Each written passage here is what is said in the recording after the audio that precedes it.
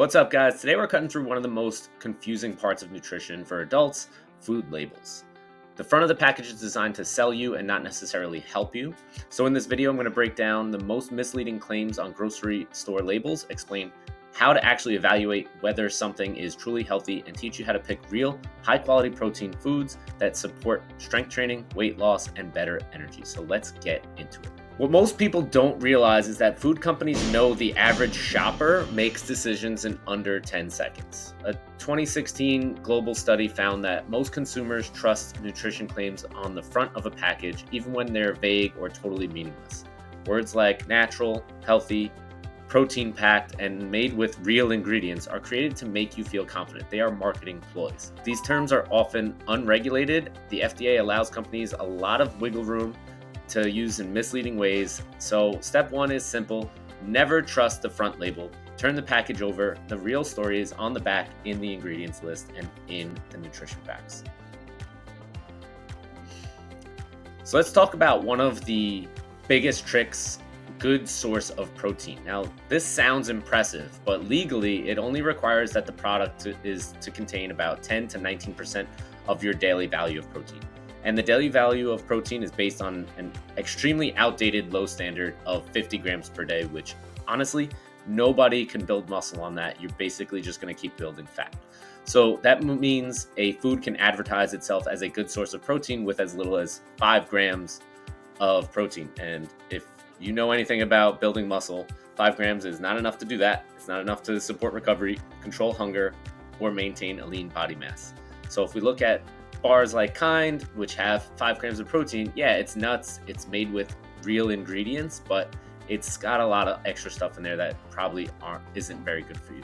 And most adults will, if they're snacking, are going to snack with more than one, and there's where excess calories build in. So most adults will need 80 to 120 grams of protein a day for optimal health and body composition, and that's far more than the outdated 50. It really comes down to where you're at in your fitness and health goals. And like I said, a product can be labeled high protein even if the rest of the ingredients work against your goals. So a protein bar can contain 20 grams of protein. That sounds good, right? 20 grams, like it's a great snack. But you're not looking at all of the rest of the things in it, like 15 to 20 grams of sugar, artificial sweeteners that are linked to gut disruption, seed oils that promote inflammation, 300 plus calories. Harvard research shows that high sugar intake raises insulin, increases cravings, and is strongly associated with weight gain and metabolic disease.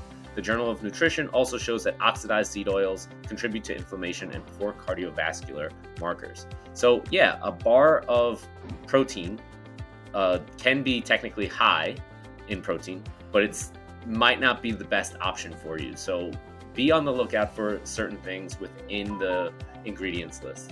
And when a package says made with real fruit or made with real oats, the FDA allows that phrase as long as the product contains any amount of that ingredient, even less than 1%.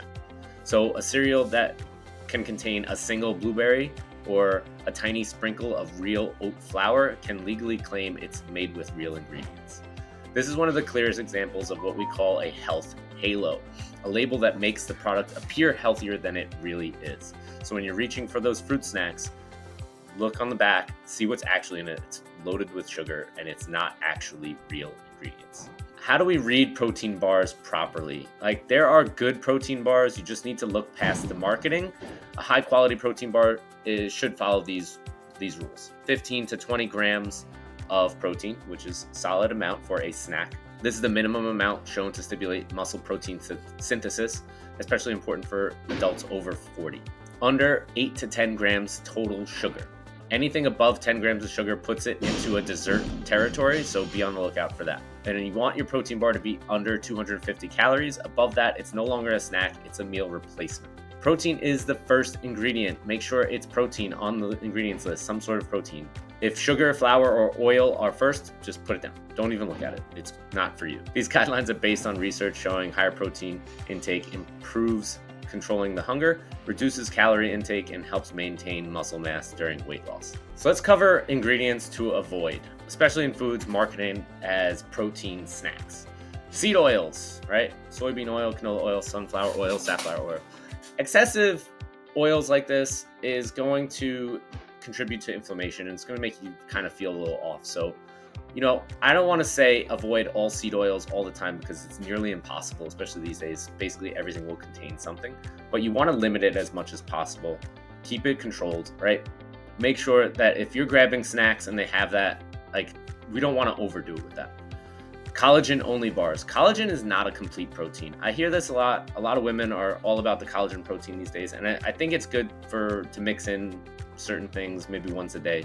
But if that's what your protein bar is made of, it's lacking a lot of essential amino acids needed for muscle growth, and it's not really built for muscle growth. It's built for skin and hair and joints. You're not really going to get benefit of muscle strength out of collagen. So if that's what you're eating, it's not going to work. High sugar syrups, corn syrup, brown rice syrup, glucose syrup, anything with syrup in it's probably not ideal. Unless you make the bar yourself with pure maple syrup, it's probably not a good idea. Any artificial sweeteners as the first ingredient. This can disrupt gut bacteria and increase cravings. So if these show up early in the ingredient list, then the product is not designed for health, it's designed for flavor and shelf life. So better alternatives for protein sources, right? The best protein sources will almost always come from whole foods. Not bars, not snacks, but whole foods. You want to think Greek yogurt, which is high in protein, calcium, probiotic benefits, cottage cheese. Basically everything that you see on Instagram is cottage cheese and Greek yogurt. Like, I'm not saying you need to go crazy with it, but these are just better alternatives to creating a healthier snack option.